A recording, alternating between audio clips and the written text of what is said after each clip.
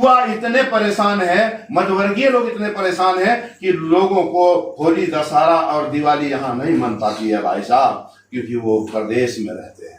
हमने प्रदेश गुजारा है और 17 साल हमने राजस्थान में रहा, हमने देखा है परदेशियों का वो हाल। जब होता है यहाँ कोई त्योहार तो रो रो के वहां होता है। एक देखिए दांडी विधानसभा क्षेत्र में यूं कहें कि तहलका ही मचा के रखा है और आखिर क्या होगा इसका अंजाम खुदा जाने।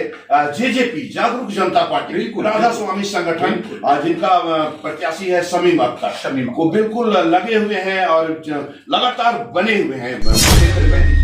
खुश रखिए ताकि वो आपका काम। किसी ने कहा भी है कि फ्री का खाना, फ्री का पैसा ये हराम माना जाता है। उन्हें मेहनत करने दीजिए, मेहनत से पैसा कमाया हुआ मेहनत से वो खाएंगे तो वो एक सफल व्यक्ति कहलाएंगे। सफल पंचायत का विकास होगा, क्षेत्र का विकास होगा, राज्य का विकास होगा। दिव्यांगों तक भी नंबर उनका उपलब्ध नहीं है। क्षेत्र भ्रमण के दौरान कुछ मुखिया मुझको ऐसे भी मिले जिनकी शिकायत थी कि अगर विधायक जो है यहाँ वर्तमान कल्पना सोरेन जो हाई प्रोफाइल है, सीएम की पत्नी है, तो जब वो आती है क्षेत्र भ्रमण के लिए हेलीकॉप्टर से सीधा उनका लैंड होता है, पूरे लाव लश्कर होते हैं, लाव लश्कर होता है। कहीं ना कहीं अभी अर्जुन बैठा जिसे नकारा नहीं जा सकता है। मैदान जंग में कभी भी अर्जुन तीर कमान लेकर खड़ा हो सकता है। तीर कमान मतलब जेएमएम नहीं कहा जा सकता है, मतलब मैदान में आ सकता है। अर्जुन की एक बात अगर कहें तो मुख्य मुकाबला बीजेपी और जेएमएम कल्पना सोरेन और यदि टिकट मिलता है तो मुनिया देवी के बीच, और अगर ऐसा हुआ तो फिर रोमांचक मुकाबला जो है, जबरदस्त मुकाबला जो है दो महिलाओं के बीच देखने को मिलेगा।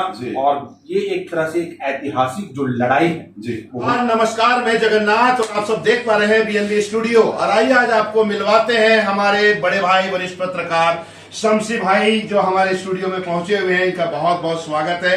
और खास बात यह है कि आज इस मौके पर पहुंचे हुए हैं कि गांडे विधानसभा क्षेत्र का कौन बनेगा बाजीगर, इस पर हम लोग बात करेंगे। और बात करने के लिए पहुंचे हुए हमारे स्टूडियो में शमसी भाई, हमारे बड़े भाई वरिष्ठ पत्रकार मौजूद है यहाँ पर। आइए बैठिए, आपका स्वागत है। मोस्ट वेलकम सर आपका। बहुत बहुत धन्यवाद जगन्नाथ जी, बहुत बहुत धन्यवाद। जी जी, थैंक यू सर। आप आते रहिए इसी तरह, शोभा बढ़ाते रहिए हमारे स्टूडियो का। आज हम बात करेंगे शमसी भाईजान कि आखिर गांडे विधानसभा क्षेत्र का कौन होगा बाजीगर। चलिए, बिल्कुल ज्वलंत विषय है। लोगों की धड़कनें बढ़ी हुई है, लोगों की धड़कनें तेज हो गई है कि आखिर किनका नाम आएगा गांडे विधानसभा से भाजपा का उम्मीदवार। पहले तो यहाँ ये बातें आ रही है, दूसरी है कि इसके बाद कौन बनेगा बाजीगर। दो बातें आ रही है। विधानसभा चुनाव के घोषणा के बाद जी आचार संहिता लागू है, उहापोह की स्थिति है। इस बीच जेएमएम ने अपनी पहली जो सूची जारी कर दी। सीएम लड़ेंगे बजट से। गांडे विधानसभा से कल्पना, गांडे से कल्पना जी, ये क्लियर है जी। बात बीजेपी की जाए जी जी, तो बीजेपी ने अभी तक क्लियर नहीं किया है। जी जी। संभावित प्रत्याशियों का पहला सूची जो है वो बीजेपी ने भी जारी किया है। जी जी, जिसके अनुसार कुछ नाम बीजेपी के खेमे से जो आ रहा है प्रबल दावेदार प्रत्याशी के रूप में, उसमें सबसे पहला नाम अगर है गांडे विधानसभा क्षेत्र, गांडी विधानसभा क्षेत्र की बात हो रही है। जी जी जी। तो यहाँ पर जो वर्तमान जिला परिषद अध्यक्षा गिरिडीह की है मुनिया देवी, जो लोगों की जुबान पर भी ये चर्चाएं काफी चल रही है, तो उनका नाम सबसे पहले आ रहा है। लेकिन कहीं ना कहीं राजनीतिक गलियारों से ये खबर भी छन के आ रही है कि चूंकि ये भाजपा है, ये समुद्र है, ये बड़ी पार्टी है, पल में भी पाला बदल सकती है, कुछ भी कहा नहीं जा सकता। निश्चित रूप से दिलीप वर्मा करीबी है बाबूलाल मरांडी की, जी जी, उनके नाम की भी चर्चा है, जी जी, जोरों शोर से है। जी जी जी। अब अंतिम फैसला बीजेपी आलाकमान को लेना है कि बतौर प्रत्याशी किसके नाम पर मुहर लगना है। बिल्कुल। लेकिन अगर संभावना देखा जाए तो कहीं ना कहीं मुनिया देवी जो है वो आगे नजर आ रही है।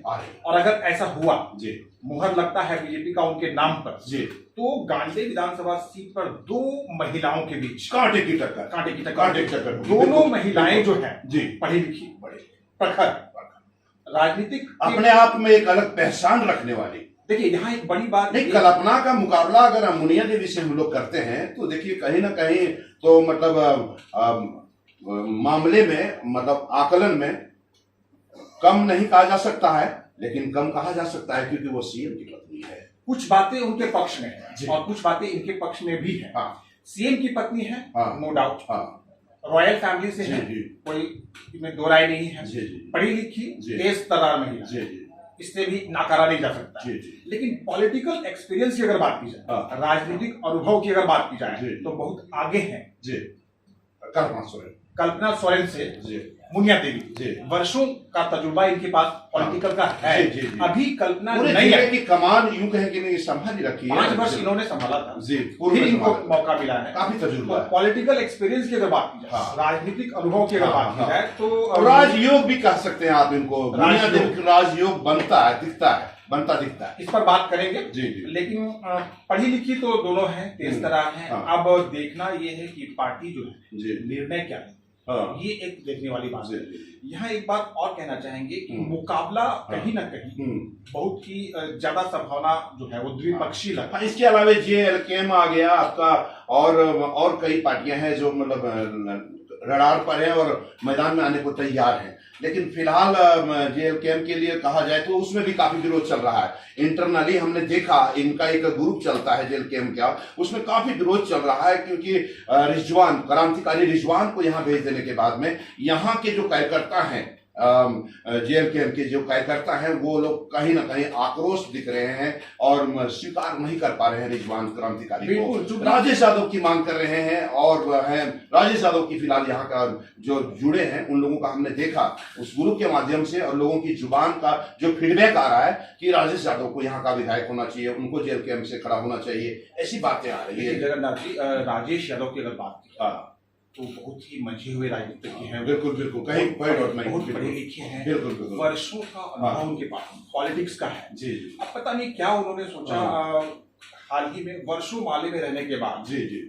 इस पार्टी को उन्होंने ज्वाइन किया। जी, जी। उद्देश्य इनका कहीं ना कहीं अगर देखा जाए हाँ, हाँ। तो टिकट पाने का था, क्योंकि माले में टिकट उनको मिल नहीं सकता था, वहाँ सब उनके पास ऑप्शन नहीं, गठबंधन में उनके पास ऑप्शन नहीं था। जी जी। पार्टी बदलने के बाद भी इनके किस्मत में टिकट जो है वो नहीं आया। एक देखिए, गांधी विधानसभा क्षेत्र में यूं कहें कि तहलका ही मचा के रखा है, और आखिर क्या होगा इसका अंजाम खुदा जाने।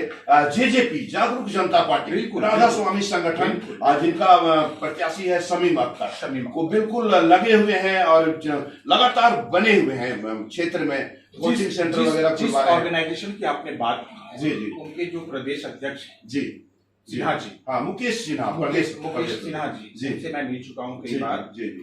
उनकी पत्नी जो है गिरिडीह विधानसभा सीट से अनिशा सिन्हा, हाँ, प्रत्याशी है, भाग्य जमाने में लगी हुई। मैंने उनका भी इंटरव्यू लिया है। जी जी। काफी पढ़ी लिखी महिला है और लगातार फील्ड में वो कल्पना की छोटी बहन की तरह बोलती है। बिल्कुल, हमने देखा है उनका स्टेटमेंट देखा है, बिल्कुल फटाफट बोलती है, अच्छा बोलने में माहिर है। गिरिडीह विधानसभा क्षेत्र से भाग्य जमाने के लिए भी तैयार। आप बात कर रहे थे गांधी विधानसभा क्षेत्र का कौन बनेगा बाजीगर? राधा स्वामी संगठन की आप बात कर रहे थे, उनके एक प्रत्याशी का आपने नाम लिया शमीम अख्तर युवा, और जिस तरह से संगठन लगातार काम कर रही है क्षेत्र, जी जी, कहीं ना कहीं महिलाएं। अब हम लोग एक बात और भूल कर रहे हैं कि कहीं ना कहीं अभी अर्जुन बैठा, जिसे नकारा नहीं जा सकता है। मैदान जंग में कभी भी अर्जुन तीर कमान लेकर खड़ा हो सकता है। तीर कमान मतलब JMM नहीं कहा जा सकता है, मतलब मैदान में आ सकता है अर्जुन की भांति, ये हमने कहा।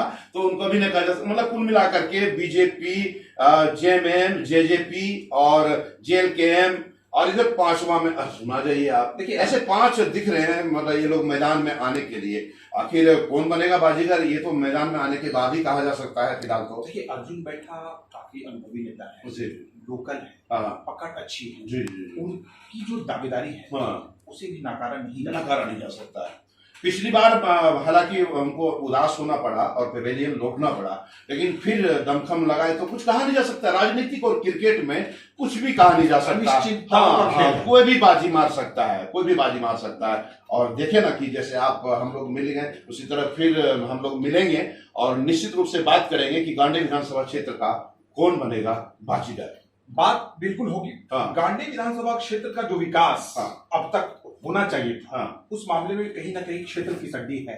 सड़कें बिल्कुल जर्जर स्थिति में है। हाल फिलहाल सड़कें कहीं कहीं बन रही हैं, सड़कें जर्जर हैं। स्वास्थ्य की सुविधाएं यहाँ पर मूलभूत समस्याओं का अंबार कहा जा सकता है, जो अब तक नहीं इसको समाधान कर पाए हैं पूर्ण रूप से। शिक्षा के मामले में देखिए, कहीं कोई ऐसा हब नहीं, कहीं कोई ऐसा सेंटर नहीं, पूरे क्षेत्र में आप समस्याओं का अंबार, बिल्कुल समस्याओं का पूरा अंबार है। हाँ, इनकार नहीं किया। लेकिन 100% की एक बात अगर कहें तो मुख्य मुकाबला BJP और JMM, कल्पना सोरेन, और यदि टिकट मिलता है तो मुनिया देवी के बीच। और अगर ऐसा हुआ तो फिर रोमांचक मुकाबला जो है, बिल्कुल। जबरदस्त मुकाबला जो है हाँ। दो महिलाओं के बीच हाँ। देखने को मिलेगा जी। और ये एक तरह से एक ऐतिहासिक जो लड़ाई है जी वो होने की संभावना प्रतीत हो रही है।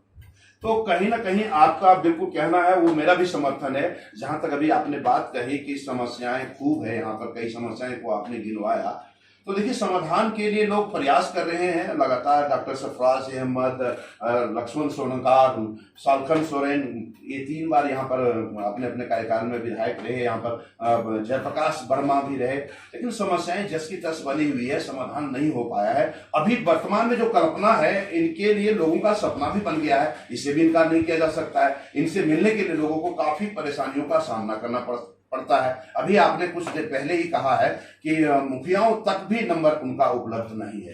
क्षेत्र भ्रमण के दौरान कुछ मुखिया मुझको ऐसे भी मिले जिनकी शिकायत थी कि अगर विधायक जो है यहाँ वर्तमान कल्पना सोरेन, जो हाई प्रोफाइल है, सीएम की पत्नी है, तो जब वो आती है क्षेत्र भ्रमण के लिए, हेलीकॉप्टर से सीधा उनका लैंड होता है, पूरे लाव लश्कर होते हैं, लाव लश्कर होता है, कैटेगरी के जो उनको सिक्योरिटी मिली है, लोग नहीं मिल पाते, कहीं ना कहीं हजारों का हुजूम उसके साथ चलता है। तो आम जनता अपना फरियाद लेके कहाँ जाता है, ये एक समस्या है। अभी मुख्तार आलम एक गांडे का एक बंदा था, उन्हें ताबड़तोड़ भाषण में अपना स्टेटमेंट दिया।